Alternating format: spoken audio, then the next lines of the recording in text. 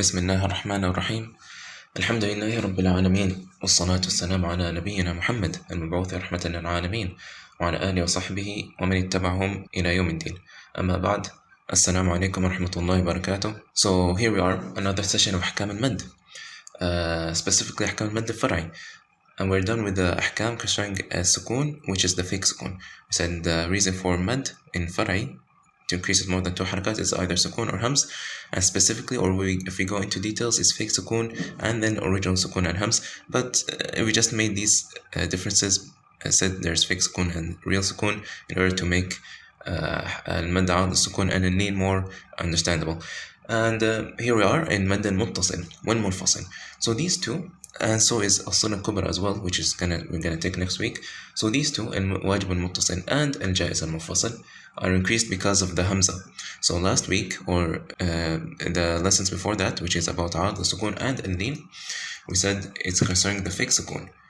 But now it is about this hamza. So hamza is the reason for elongation more than 2 harakat. So what is al-wajib al-muttasil and al-jaiz al-munfasil? So first let's talk about what they have in common. So in mad al-muttasil wal munfasil, what they have in common is there must be a letter of mad sakin. Before it is corresponding haraka, and after it is hamza, which is the reason for elongation, 4 harakat. So what's the difference? The difference is al-muttasil, just like the name indicates, al-muttasil means connected. So the hamza is connected with the letter of mad in the same word. For example, like sama or ma, you have mim with maftuha, and then after it the alif, and then after it the hamza, which we increase 4 harakat. Why? Because it's muttasil. It says in one word, ma, sama, su, and so on. As in munfasil, it means separated. That means we have the letter of mad before its corresponding haraka, and that's the end of the word. The word ends with the letter of mad. But the next word, the first letter of the word, next word has a hamza after it. For example, ya ayyuha. Ya, this is the end of the word. Ya is a word by its own, and ayyuha is a word by its own. So you have ya, which is you have ya maftuha, and after it's fatha, so after it is alif, and after it ayyuha, which is the start of it, is a hamza, which means, or this applies the rule of al-mad al-munfasil. You increase ya 4 harakat and then you say ayyuha. So now we have to know what is al-wajib al-muttasil, the meaning of it, and al-jaiz al-munfasil. Why didn't we just make it one type of mad? Why did we have to separate, since it's only where the hamza is placed? Well, al-wajib al-muttasil, it means, al-wajib means obligatory or a must. Why? Because all the qurra, I might sound a little technical here, but I'll try to simplify it as much as possible. All the qurra increase this type of mad more than 2 harakat. Some increase 3, some increase 4, some 5, and some even 6. But that's not the point. The point is they increased it more than 2 harakat. So this is why it's called wajib, is a must. You have to increase more than 2 harakat. And why? When do you choose 3, 4, 5, or 6? Well, that depends on the riwayah you're reciting with and the tariq, or the route you're taking. For example, like this is why I have to go into details to make it understandable. So Hafs, the one we're reciting from Tariq al-Shatibiyya, which we are studying, the route of al-Shatibiyya, he recites it 4 harakat, wajib muttasil 4 harakat, and jaiz munfasil. As for Tayyibat al-Nash, which is another route, it recites 2 harakat, jaiz al-munfasil 2 harakat, and wajib muttasil also 4 harakat. So basically, wajib muttasil means it's more than 2 harakat. All the qurra increased it more than 2 harakat. And just to simplify what I said about Shatibi and Tayyibat al-Nash, basically, at the end, it is the routes that we got, or the chain of qurra, narrators or reciters that we got, we have between us and the Prophet ﷺ. So each reciter was taught this by the Prophet ﷺ, was taught by Jibreel ﷺ, was taught by Allah subhanahu wa ta'ala the way to recite the Quran. So 4 harakat, 3 harakat, 4 harakat, 5 harakat, 6 harakat, all from Allah subhanahu wa ta'ala has been revealed by Him subhanahu wa ta'ala. As jaiz al-munfasil is called jaiz. Jaiz means permissible, or you can do it, because some qurra, some reciters, some qurra did only 2 harakat for this. For example, they don't say Ya ayyuhan nas, they say Ya ayyuhan nas, and this has been narrated to us from طريق طيبة النشأ. If you're gonna recite with حفص, which is the narration we are reciting with, you can do 2 حركات, but we're, like I said, we're sticking with الشاطبية. So we're just sticking with the منفصل 4 حركات. This is why it's called permissible, because some قراء don't make this more than 2 حركات. They sometimes make it 2 حركات. They not necessarily all of them increase more than 2 حركات, unlike the wajib, which means obligatory or must, and muttasil. So that's the difference between the two, and that's why the scholars differentiated between the two, because the type of mad, the harakat of each of them. Okay, so now that's out of the way, inshallah, it's understandable, didn't confuse anyone. Right, so let's get the examples. For this type of mad, the cause of elongation is the hamza. Both of them is the hamza. We just said the difference is where the hamza is positioned. The muttasil, same word. Munfasil, different word. Muttasil means connected, and munfasil means separated. Right.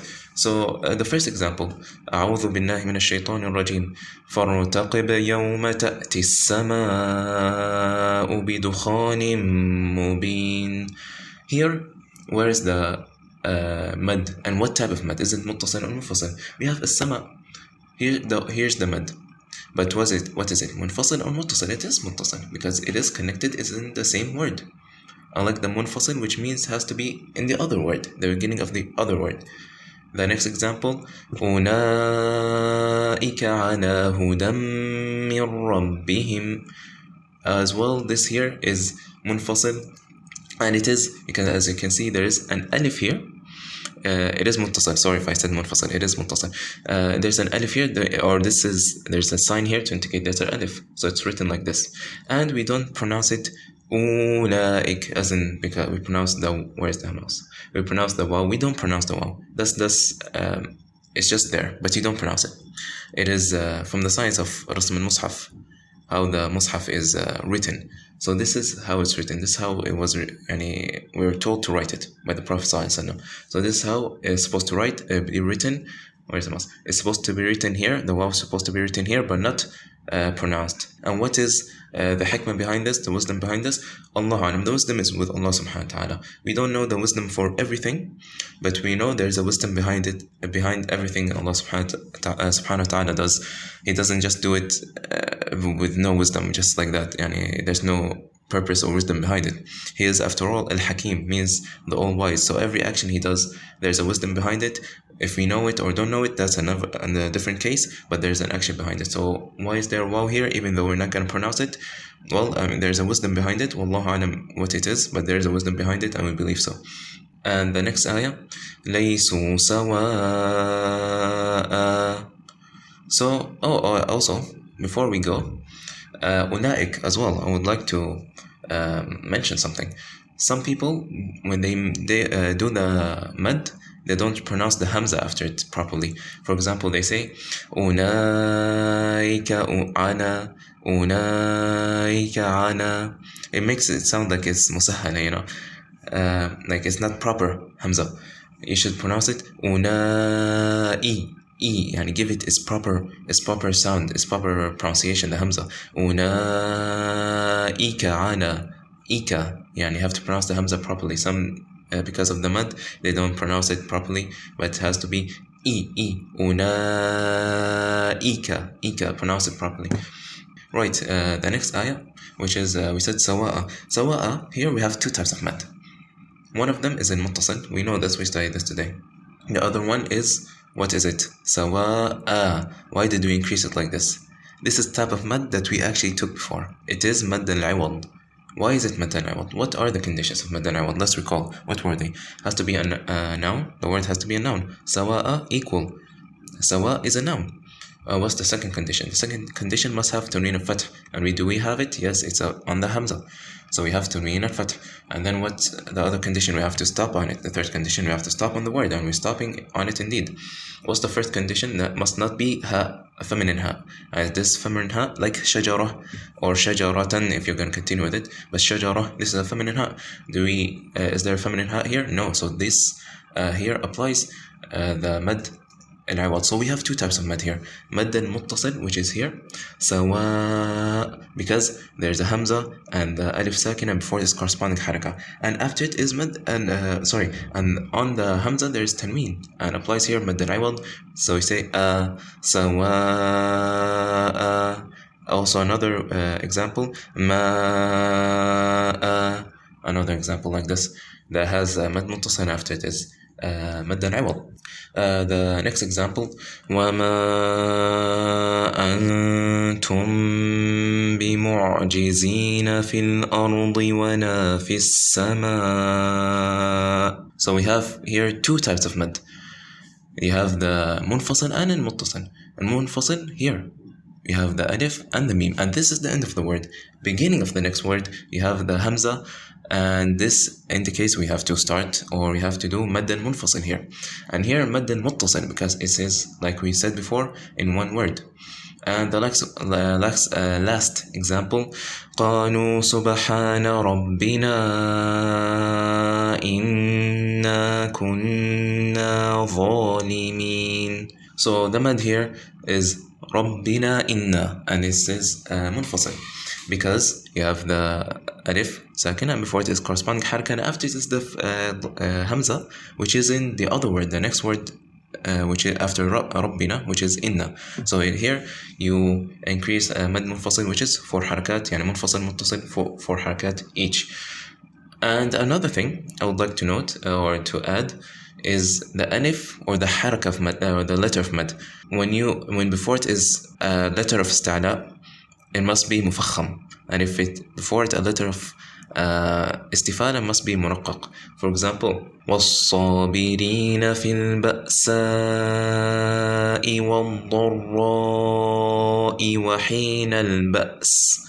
You notice here والصابرين في البأساء, البأساء. You see the alif, the sound of the alif compared with والضراء. You see the sound how it's heavy. This is مفخم. Why? Because the ra is مفخمة before it, and والبأساء, البأساء, you see the alif before it is a sin, which is mustafina. And if you want to know, because I don't want to go into deep about this, because I already explained it in another video, it's in the side topics. I think it's the second one, second video about the side topics about any concerning the nun as-sakina, ahkam an-nun as-sakina wa tanween. You can check this that video out, because I don't want to go into it again, since that is explained.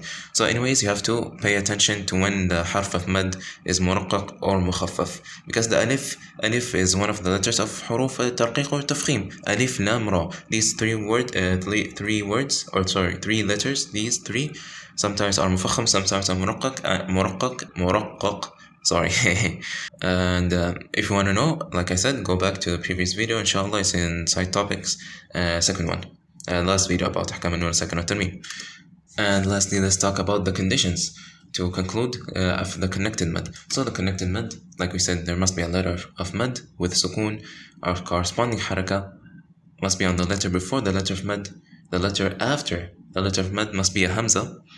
The hamza must be on the same word as the letter of mad. So this is for the connected al-muttasil mad. And as for the munfasil, separated mad, same thing. There must be a letter of mad with sukoon, corresponding haraka on the letter before it. The letter after the letter of mad should be hamza, but the hamza should be at the beginning of the next word. And we explained why there's a difference. Scholars made difference between muttasil and munfasil because of the harakat. And we're gonna stop here, inshallah, and we're gonna start next week, inshallah, discuss the last one, last type of mad for because of this hamza, which is as-salat al-kubra, which is similar. It is actually as-salat al-sughra, just the difference is hamza, which we're gonna get to that, inshallah, next week. سبحانك اللهم وبحمدك أشهد أن لا إله إلا أنت أستغفرك وأتوب إليك. السلام عليكم ورحمة الله وبركاته.